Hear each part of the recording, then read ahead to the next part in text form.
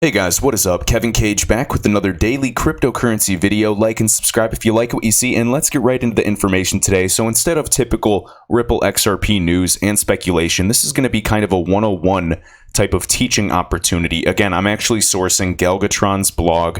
Absolutely follow him on Twitter. He is an extremely talented writer. A lot of people either speak highly of him or they hate him because he's pretty blunt, and he can be rude at times, but I mean, despite that, I'm here for information. I'm here to make money just like everybody else. So at the same time, I appreciate all the content that he's providing. Recently, I kind of read like 30 plus of his available blogs. So honestly, I'm going to be going over some big points here. But today, I'm going to primarily focus on liquidity. Like, what is it? We're going to talk about, over the counter. We're going to talk about, OTC. We're going to talk about arbitrage. We're going to talk about slippage, which is very, very important if you guys are concerned with, how XRapid, which uses XRP, will function. So we'll try to keep it, relatively high level. What I like most about Galgatron is he uses some great metaphors to explain his points. So without further ado, let's get into this. If you guys are just looking for another hype video, click another video. But if you actually want to learn, you can always just read, his blog, which is highly recommended, and just, leave this video and go read it. Highly recommend if you're a reader. But some people and some of my subscribers really just like, putting the playlist of my, my YouTube playlist on 2x speed. Sit back, relax, and just listen. Possibly repeat something and see what you can learn. So, really quick, we'll start things off. And this is Galgatron, and keep in mind, this was written in 2018. Not that it really matters. But anyways, he said, "My mom's favorite thing to do is to get $20 of quarters and sit by a slot machine all day. She thinks she's good at it. But I love her anyways. When I showed her some of my great returns that I've made in crypto, after the huge bull market, she gasped and said, 'Time to leave the slot machine while you're ahead.' And I thought this was such an odd way to look at something that I see nothing but blue skies for. Would you get out of a car halfway to your destination?" I love that. And then right here, many people suggest that investing in crypto is the same as gambling. You win some, you lose some. That's probably true, that the odds are stacked against the poorly informed investor. But if the valuations found in the crypto sphere were random, then there would be no consistent winners, and this just isn't the case. Exactly. So I just wanted to start off with that. So, highly recommend you guys check this out.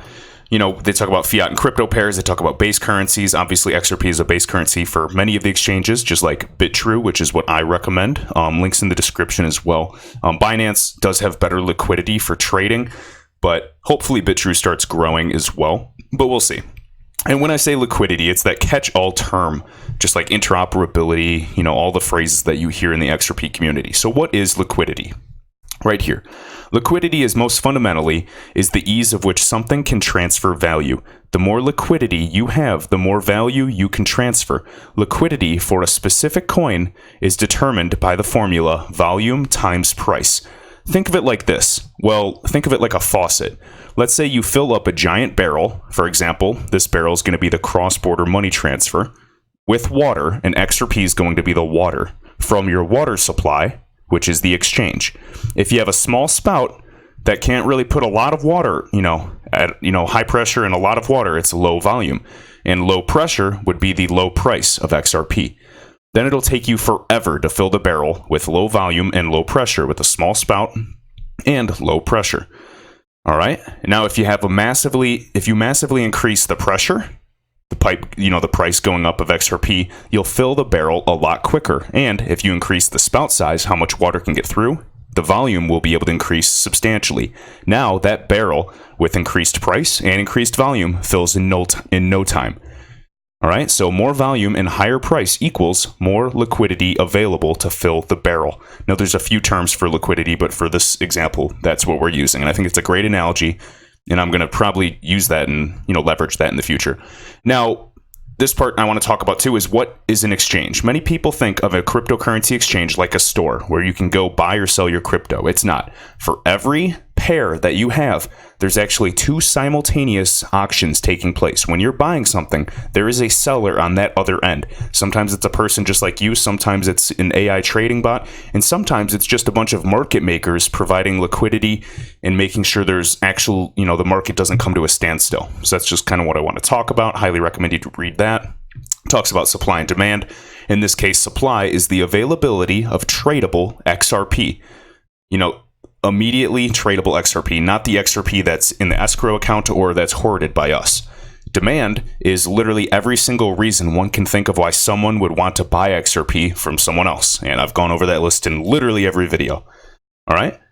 So again, putting these together, you can determine the direction of XRP's price. So if demand is greater than supply, the price, people are going to fight over it. It's going to become more scarce. The price of XRP goes up, and vice versa.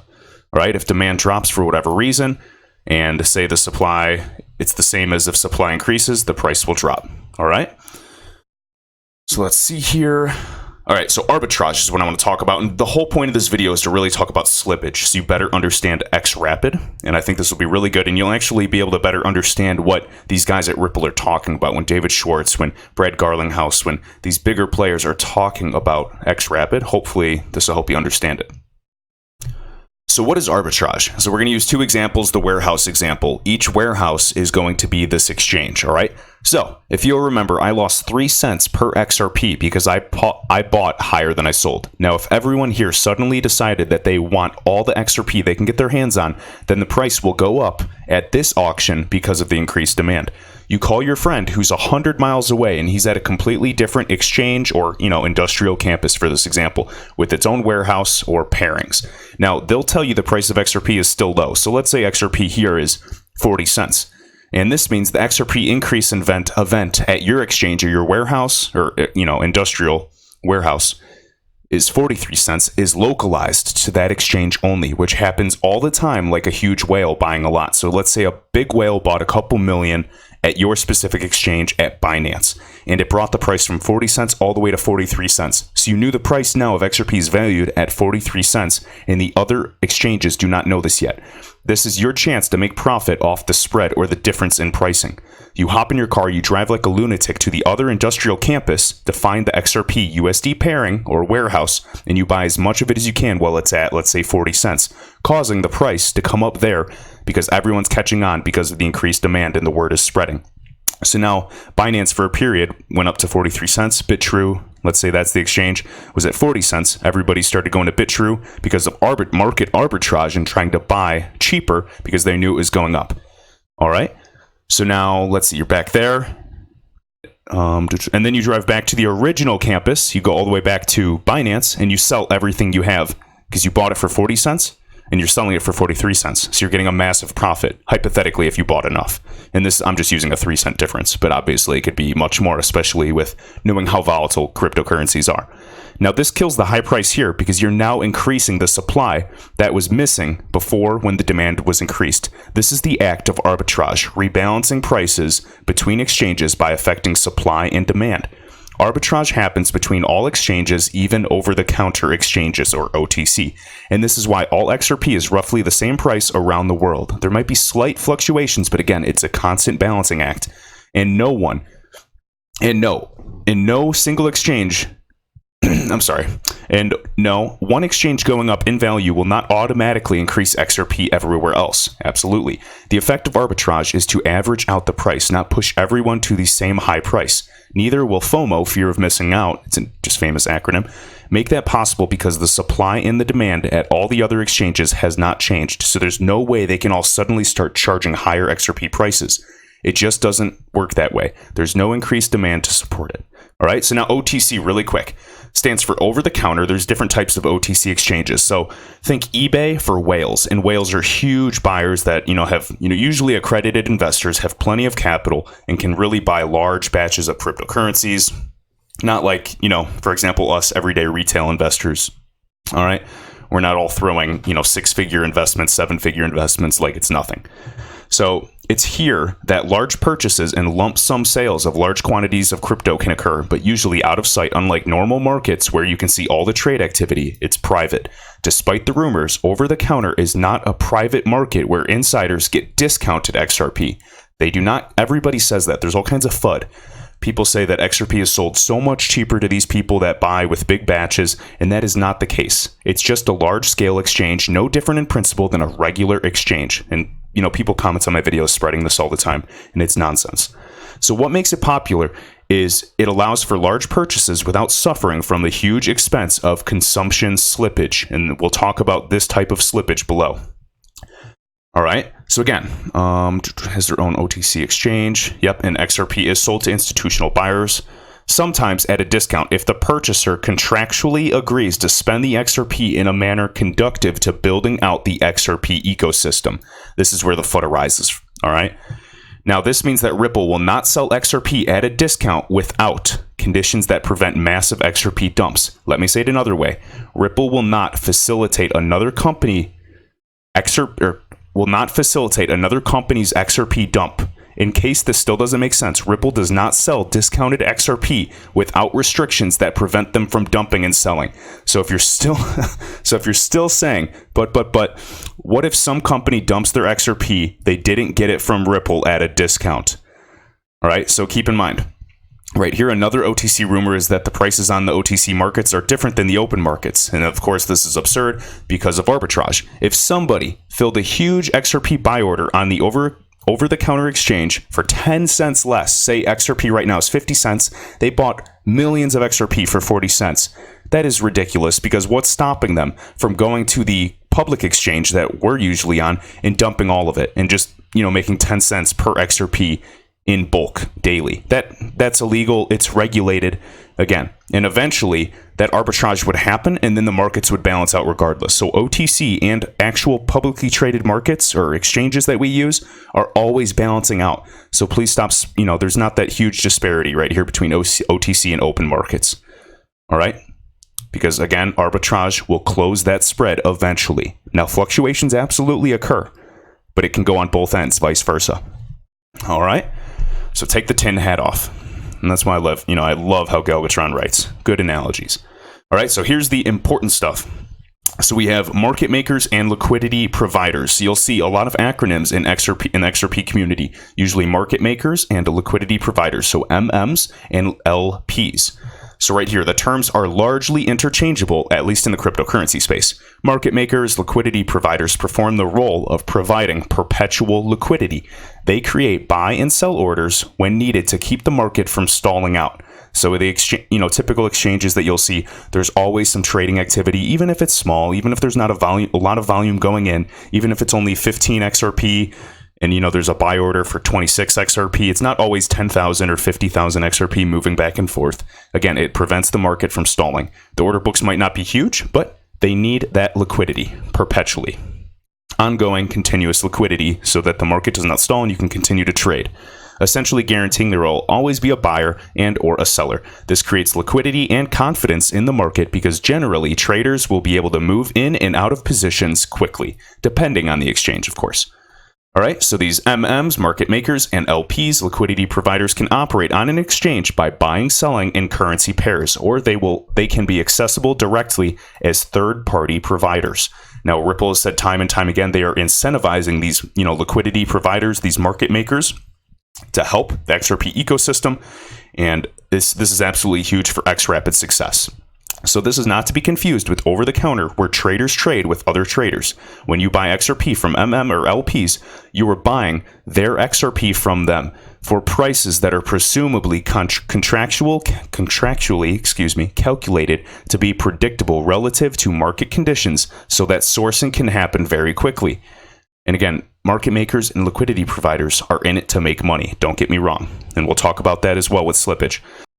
This is the magic sauce required to make XRapid work like a hangry demon. All right, weird analogy, but essentially, it's the magic sauce, all right? So to create the proper market conditions. Now we talk about stable coins here. Stable coins, that's a stupid term. It should really just be called a pegged coin because it's still pegged to fiat of some sort. Now here we go. Most important part of this entire video, slippage. Now there are two types of slippage. There's volatility slippage and there is consumption slippage. And I'm sorry if I'm stuttering when I talk so long like this and read. It's hard.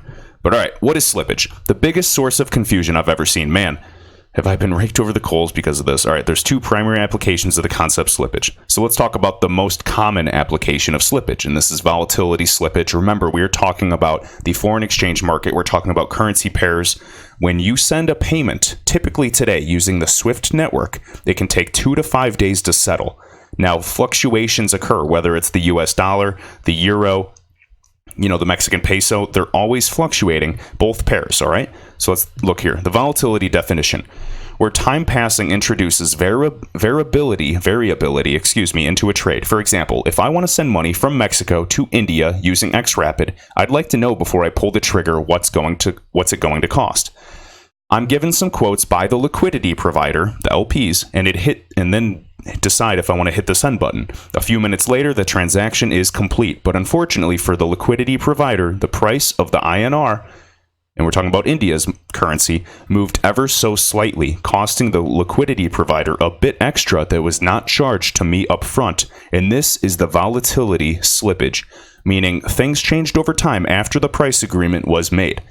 Volatility slippage is a known risk for these LPs, that some of the transactions are going to cost more than they are quoted for. But keep in mind, it's a 50-50 chance, because it's just as likely that the next trade, any currency fluctuations might work in their favor, making it more profitable for the liquidity providers as well. It really is a gamble, and statistically speaking, it's always a 50-50% chance.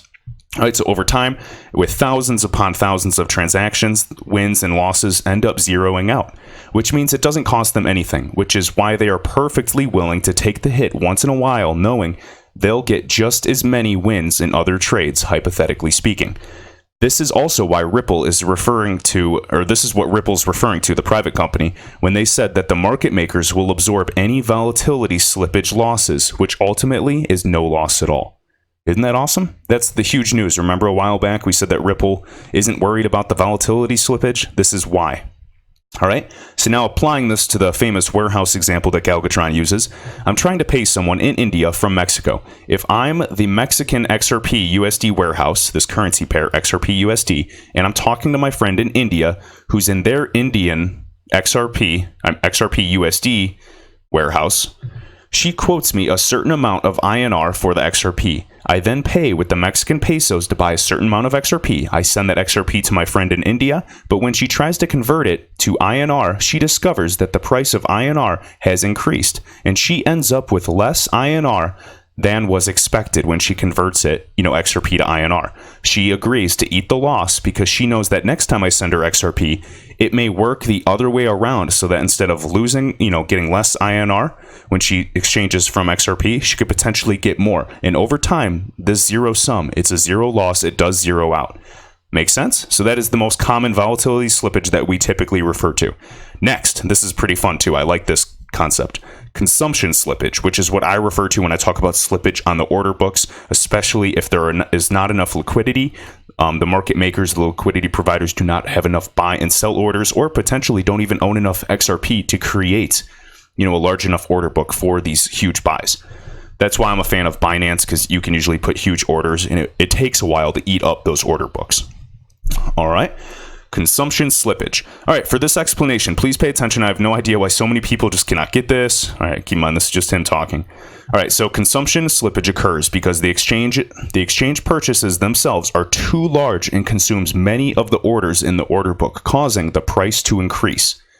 So applying this to the warehouse example, remember that the published sellers are on the auctioneer stage in increasing order. So if I need to buy 5,000 XRP total and the cheapest seller is selling 1,000 XRP, well, obviously when I put in the order to buy 5,000 XRP, I buy the first 1,000 from him. And then the next guy is only selling 2,000 XRP, but he's selling those 2,000 for a little bit more money. All right, so I'm paying more for those XRP. The next guy, he's selling only 1,000 XRP for a little more than that. And then finally, the last guy, the last 1,000 XRP that I need, finally the last 1,000 out of the 3,000 that the next expensive guy's selling. So each, order, or each person that's selling is potentially selling XRP for more. So gradually, I'm spending more per XRP. So this all means, even though I quoted only the first guy when negotiating the price. Obviously, that first guy did not have all 5,000. So as I kept buying from more and more of the sellers, I was paying more and more for the XRP until I finally had all 5,000 XRP, but at a greater cost than what the first seller was selling for. My average price per XRP is much higher than just buying for that, the first 1,000. This is called consumption slippage. All right. What's even worse about this is that once I send this XRP overseas, presumably their market is about the same due to the equalization effect of arbitrage, which we talked about arbitrage as well, and thus she would similarly have to sell XRP to multiple buyers. So the exact opposite case.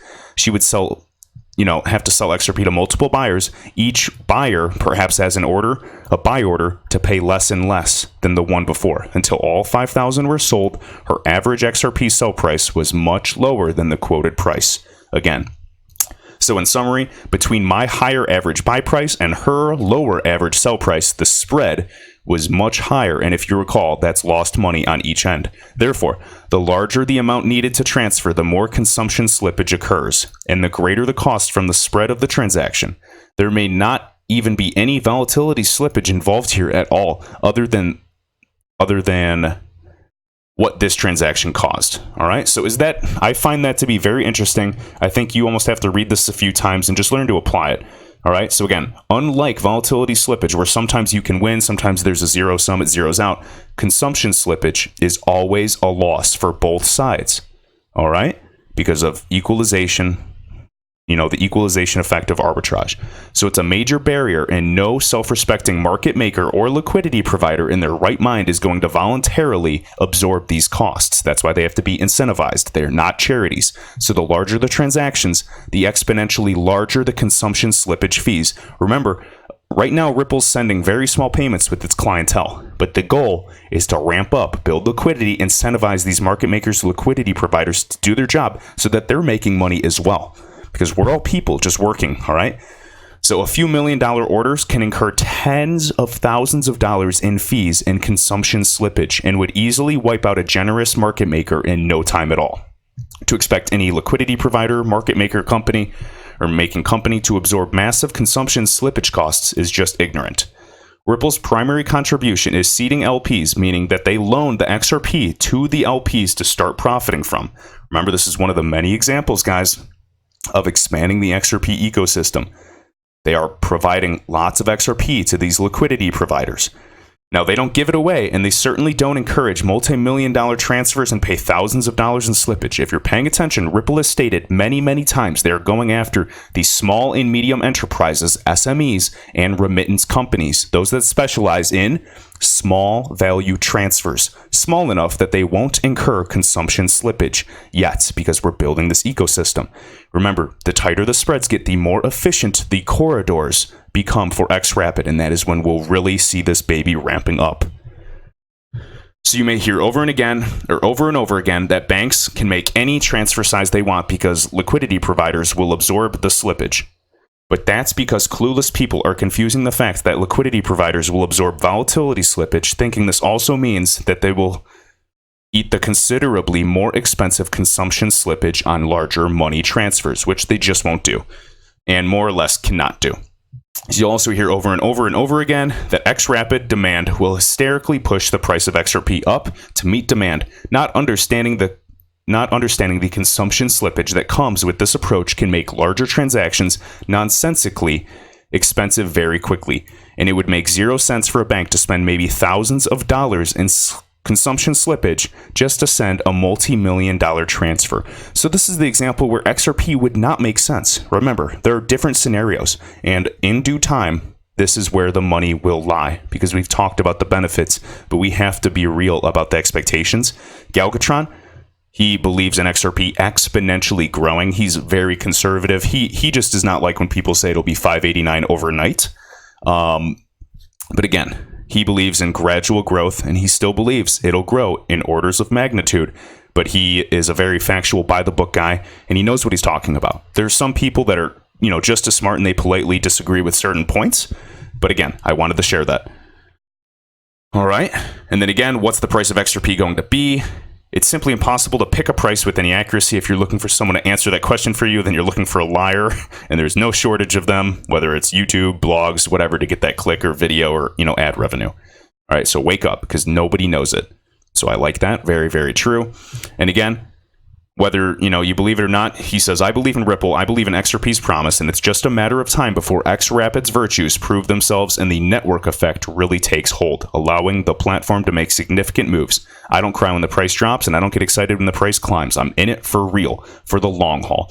My math shows nothing but blue skies ahead, and remember, he always releases articles about the actual volume and remittance and showing the corridors live today, so it's always good to see. He says, no need for the moon. So before we get to $589 per XRP, see, he doesn't even say it's impossible. He just says, before we get to $589, let's talk about getting to $1.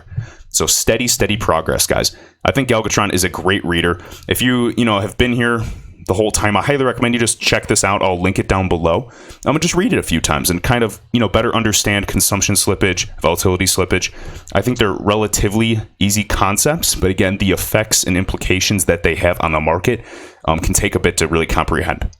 So hopefully that was helpful. Again, we talked about liquidity, we talked about an exchange, we talked about arbitrage, we talked about OTC and those stupid rumors that still go around, and then people comment negativity in my videos, and then newcomers see the negativity and they're probably scared off. We talked about volatility slippage, which Ripple will hypothetically be able to eat up because it usually zeroes out, and then consumption slippage. So again, guys, hope you enjoyed that. Hit that like button, and absolutely, show Galvatron some love on Twitter. Don't send me a single tip. If anybody deserves any tips, it's him. He has put a lot of hard work into these articles and blogs, and I highly recommend you guys check him out. So with that, I will see you in the next video. Thanks.